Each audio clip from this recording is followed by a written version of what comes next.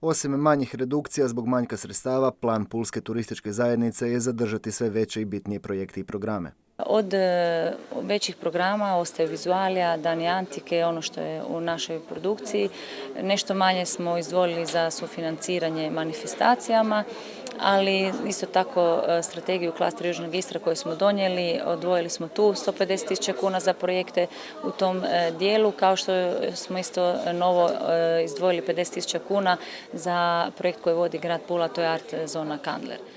Problem predstavlja izrazita sezonalnost turističke ponude i potražnje. Stoga će se turistička zajednica grada Pule od iduće godine više posvetiti radu na programima u pred- i postsezoni na nivou klastera Južne Istre. Kako bismo se lakše i promovirali i profilirali, ali i financijski sve to lakše odradili s obzirom da nas je više, a ne svako za sebe sam i gdje se onda duplira posao. Na sjednici je predstavljena strategija i operativni marketinški plan turizma Južne Istre do 2020. godine. Ima nekoliko smjerova u kojem treba ići.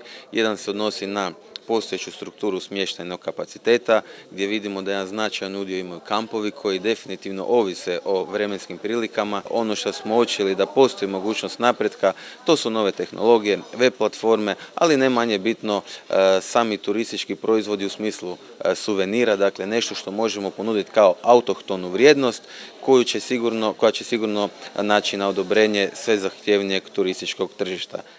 Trendovi su trenutno uzlazni, a Pula, Medulin i Fažana zajedno čine 90% ukupne turističke ponude i potražnje klastera.